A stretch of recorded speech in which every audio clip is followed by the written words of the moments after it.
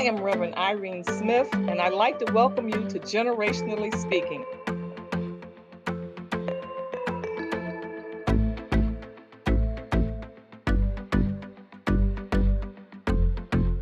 Here at the table, we come and we discuss life issues, no matter what they might be. As we sit at the table with each generation, we all learn, we all grow, we all are inspired. Yeah, yeah. Yeah, yeah. Generationally Speaking. Cars, pay for college, and so much more. And it's guaranteed. Small increments every month. But in our community, most of us are taught or think I only need enough life insurance protection just to bury me. And then in some instances, they don't even have that. When you look at the statistics right now in our community, but when you're looking at other communities, that is one of the first things they use to build wealth. It's life insurance because it is guaranteed, billions and billions of dollars. So if I were able to do that just as the first step of wealth building for my children, now I'm giving them and I'm teaching them along the way how to use the monies when they inherit this tax-free, debt-free. So by just doing these kinds of small steps along the way, it makes a huge difference and can transform our community. Can you imagine leaving your child $1 million that they never have to worry about credits? They never have to worry about student loan debt. We have that potential in our community. And yet what I see oftentimes is individuals are hesitant to do that, but not hesitant to pay more than that. A monthly premium would be for $1 million policy. They're willing to do that and pay that toward a cell phone bill, a car note, eating out, buying clothes. So it's the perspective that we have about wealth. When we understand the principles of wealth building, we can implement them along our journey. I definitely think that we could talk about even mindset, because I do believe that in the African American community, our mindset and growing up is, do I have that life expectancy? You know, I'm seeing people my age dying at 14, 15 years old because of the community I live in. So I might as well just try to live now and enjoy it because I don't see myself living past this point. And so, you know, maybe we can talk about that too. Like, how do we teach finances, but also encourage them that you do have a life to live. You can live past the expectancy that you see. Well, one of the things I would say in that is because we are not building wealth, it makes a huge difference in where we live and what we understand about life. So if you're taking from that perspective, just look at other communities that teach these concepts from a very young age. They're living in communities where the income ratio is higher because they've educated their children. And how are they doing that? They're doing that by making sure as they are growing that they're transferring this wealth to their children so they're not starting at the bottom. If you're having the wealth, now you're having a better place to live, better education, better healthcare. And so what does that do? It raises everybody up. But if we're not managing the finances that we have, because we're getting the income, it's how we're managing the income, which is why in my business, our logo is transforming income into wealth. Having the wealth mindset makes the difference. So when we even have our young children feeling like, well, I need to get mine now, as a community, we have to give our children a vision for something bigger and something greater and pour into them their worth first and foremost. And from their worth, what they are able to do, the gifts and talents. I think sometimes when you're saying life expectancy being so short, it's because they have no vision for what they are able to be able to do. You bring up a great point, Pastor Shamika, and Sister Pryor. I know for our children, sometimes the only thing they ever experience is being with a parent when or someone else when they go to the ATM machine. They put the card in and money comes out. That's their experience. So their experience is not in knowing that, money resources had to come from someplace in order to get that money out. And also that when we walk to the corner store, whatever it might be, and we're paying $5 for something that might cost $1.99 because we're buying it at the corner store, and we've not taken the time, and we have the talent. We have the talent in our community to change things, because there was a time that we did own the corner store. There was a time that we did own the dry cleaners. There was a time that we did have, our community banks and all of these things. But we do have to go back and teach our children some basics. Talk about that. It's important that we start at a very, very young age. As I said, children learn a lot based on what we do versus what we speak. I remember at one point we were giving our children $25 a week allowance. And each of them, we would say, all right, first and foremost, of this 25 cents, you have to put aside some for your church. We have to put some aside then for something you might want later on, and then you get to spend the rest. And we would then ask them questions. Well, what is it that you're planning to buy? So we were going to a Walmart, and our 3 children were going to Walmart with the monies that they had saved up, and they were going to make a purchase. Our youngest son came into the store, and they had the little gumball machines as you entered the store. And he was very enamored with shiny things. And he saw this sparkling Super Ball, one that you throw down and it would jump as high as possible. And the Super Ball cost 25 cents. And he stood there and he wanted to put his money in the gumball machine. And I said to him, you can't put your money in the gumball machine because that's not what you had planned to come in here and buy. We're going to go in the store and buy what you had planned to buy. So now he's like, no, Mom, I want to go and get the gumball machine. And so we had this dialogue for 30 minutes. We're going back and forth about the plan that you had. This is why you saved. Now this is what you're going to purchase. So finally, he made the decision, okay, I'm going to go in the store and get what I wanted to get. There was a young mother there who was observing this dialogue between me and my son. And she said afterwards, I don't know how you had the patience to do that with him. I would have said, okay, go ahead, go buy, get the Super Bowl, and instead of going into the store. And I said to her, the reason I spend the time to go through this dialogue with him is because if I allowed him to do that without thinking about the sacrifices he made to get these dollars, to go into the store, to get what he wanted, down the road, I'll be having the same conversation with him as an adult of how he has mismanaged monies, buying things that he didn't plan for, impulse buy. That was an impulse buy. And so what I'm doing is training him now for the man he's going to be. Fast forward now, 30 additional years. My son was in the store with his daughter discussing buying books and going through the cost analysis of which books to buy versus buying the book she just walked into the store and decided to buy. The store manager walked up and heard the conversation and additionally started talking to my granddaughter about the same thing.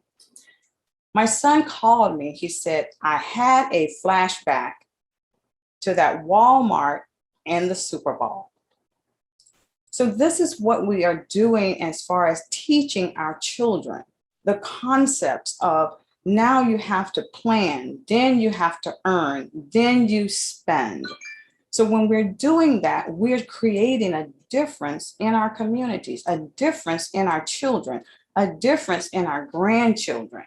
So that's the principles of how we manage money and what we're teaching our children along our journey as well. I think that's really great, Pastor Shamika, when I heard that, because I think so many times we grew up in this microwave era where we think everything has to happen right away. And we've not been taught how our children have not been taught how to wait on things. I think my generation, we were taught, you had to save and wait. And so when we had children, we decided, well, we're not going to let them go through what we went through. So we just gave them everything whenever they wanted, every time they asked. And so we created, I said we created some of these issues that we see today that has been passed on and now we're trying to go back and say, hey, wait a minute. You got to learn how to wait. You got to learn how to save. You got to learn how to move past impulse buying, because impulse buying, impulse eating, impulse, all these different actions take place all along the journey of our life. And we get into some serious complications. These credit cards get maxed out because of impulse. We had a bad day. We had a breakup. We had a divorce.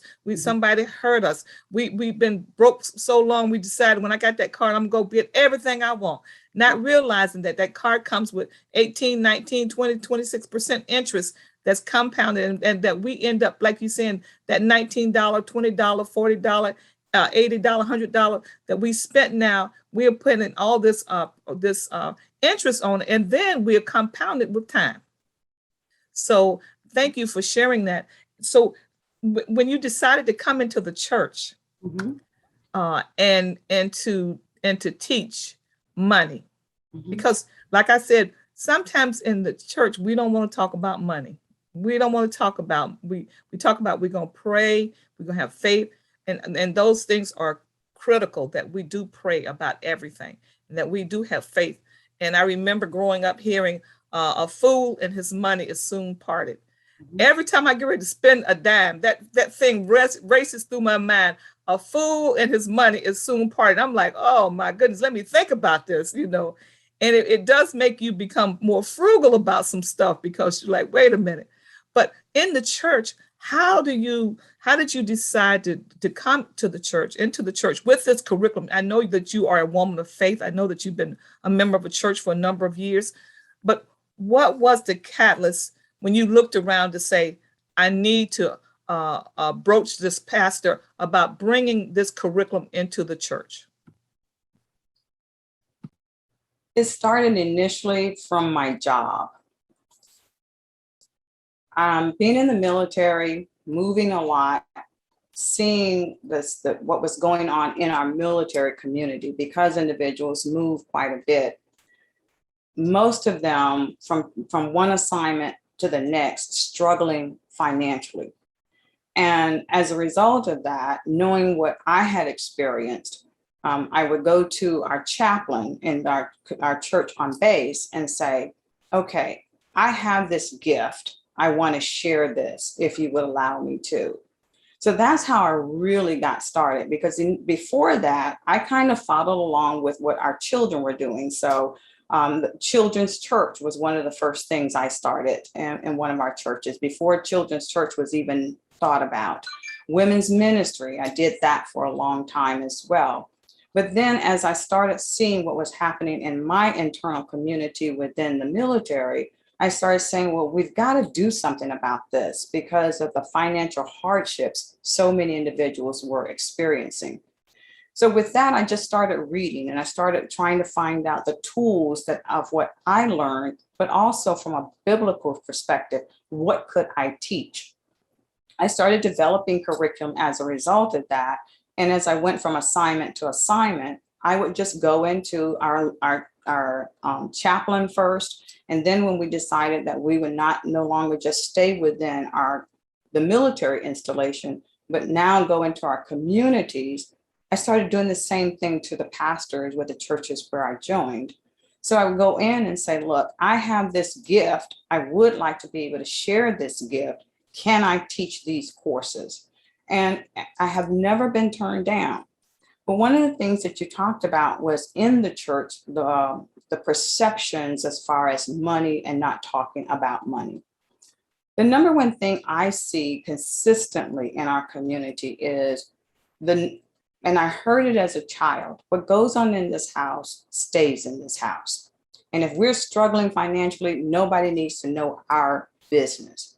And as a result of that, because we're not open to new knowledge, we're continuing to repeat habits from grandmother to child to grandchild. A lot of individuals also come in and say, well, if I come in here to this class, then everybody's going to think I'm mismanaging my money or I don't know what I'm doing. So we end up allowing perceptions, embarrassment, lack of knowledge to continue to perpetuate this in our community of not understanding and growing our money. Last week, I was working with one of our members, 25 years old, and she said to me, Miss Pryor, I don't want to do what my mother did, but my mother can't teach me these things because I'm sure if she knew better, she would have done better. So now my challenge is, where do I go to get this information? But at the same time, when we're having class in our church, she's not willing to come into the church, but getting the information one-on-one is how she felt more comfortable because I don't want people to know I don't have my stuff together. So those are the challenges that we have with the perception within the church about managing money and talking about money as well. Thank you for sharing that. So I know that you teach a number of classes in the church, I'll say from A to Z, starting off with understanding finances, and then that curse word budget. And then from budget to investment. So talk to us a little bit about where would a family start? Where do you start with budget? You go online and there are a zillion different templates that you can use for a budget. Now there's all kinds of apps that you can get for your phone to help you with budget. But where do we start with budget? And when we're sitting down, how honest do we need to be with that sheet of paper or that computer or whatever it is that we're putting down everything that we truly are spending money on, and not just the things we want somebody to know, but everything? Well, I don't like using the word budget because most individuals, when they think of budget, they think they're restricted. They think they're handcuffed. They think I can't do the things I want to do. One individual was just telling me a couple of weeks ago, she said, well, my husband was very excited about what you're doing to help individuals get out of debt. But I took a long time because I thought you were going to tell me I can't go out, I can't get my hair done and my nails done. So I used the word spend plan. And it came from my experience in the military, where being in finance, what we would do is we had a 5-year plan, 3-year plan, 1-year plan of how we were going to spend the money the Air Force was going to receive. And from that, I started looking at if we as a household just call it a spend plan. How are we the plan we have for spending the money we're going to get? So in doing so, now the first step is, well, how much money is coming into our household? How much are we bringing in? And then next, how do we plan to spend those dollars? Are we going to put some in tithes, some into savings, some into the mortgage, some into the house payment, the car notes, shopping, grooming? So as you're doing this, you're counting for every penny you're bringing into your household. If you don't do that, they have a way of just escaping. So if you're planning, say, for example, you're making $1,000 a month, but you only plan on how you're going to spend, say, $500 of that, and you don't account for the other $500, can you imagine now that $6,000 a year, you don't have any idea how you spent it? $60,000 over 10 years? I ask individuals, imagine if you took these dollars, put them in your car, drove down your highway, opened the windows, and let it escape. Would you do that? And they say, absolutely not. But if you don't plan for it, you've done the same thing. You've let it escape without giving it a job to do. So the more precise you can be, the more the possibility is, or the greater the potential is, that you're going to achieve the financial goals you had. And then on top of that, you want to look at it as this is part of having your board of directors. This is your CFO saying, your chief financial officer, the monies that's coming into our house, this is how we're going to manage it. Would you as an individual trust your monies to a bank that didn't have a plan, right, on how they were going to manage those dollars? Likewise, in our households, if we don't have a plan on how we're going to use the financial resources we receive, how can we expect to have an increase? How can we expect God to give us more if we cannot manage that which we already are receiving?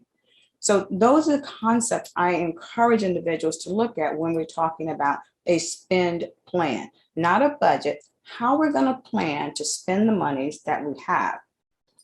In doing so, what you will find is now you have more money available to you to do what you really wanted it to do.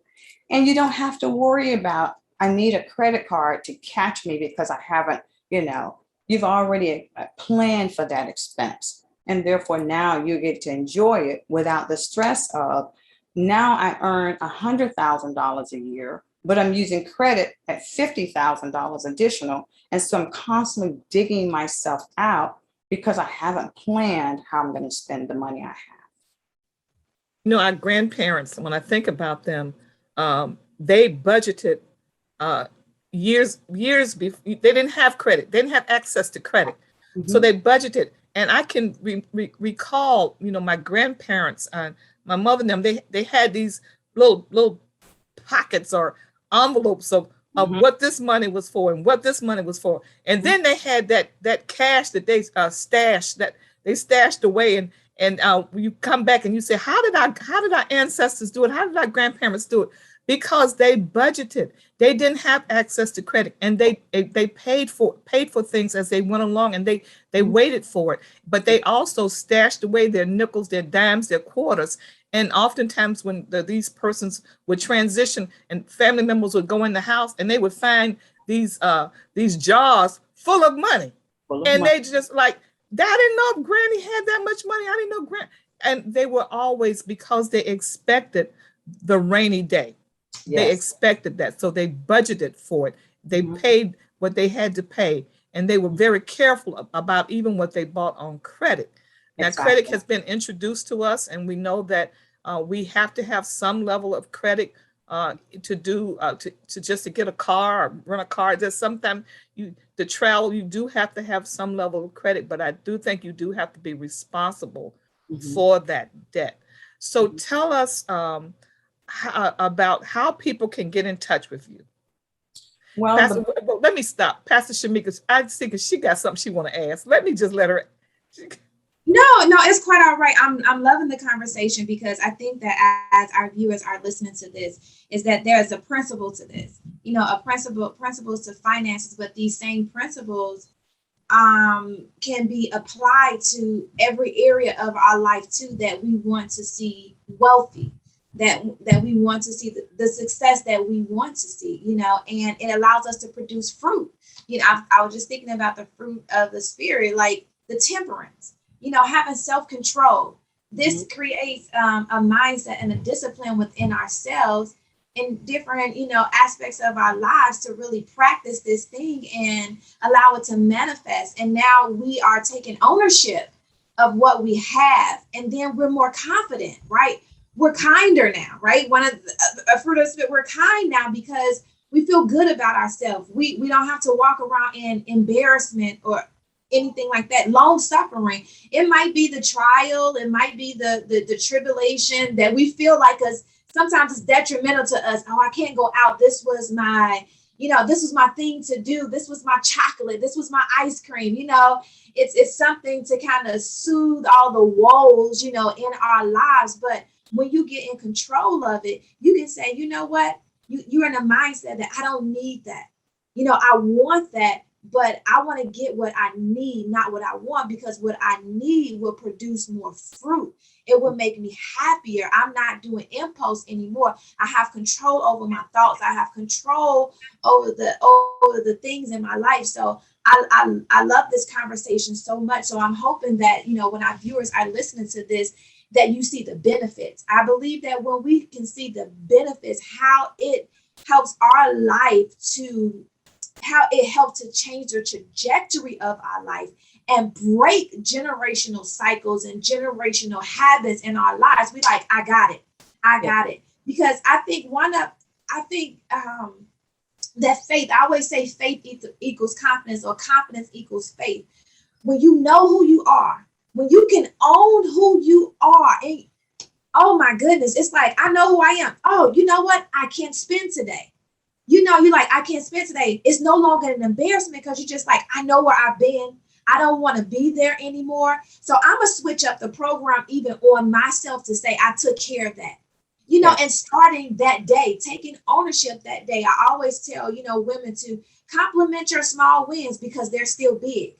They're still big, because the vision that you have for yourself is greater, and you haven't reached that yet, but you know that is there. And I think that will eliminate our stress.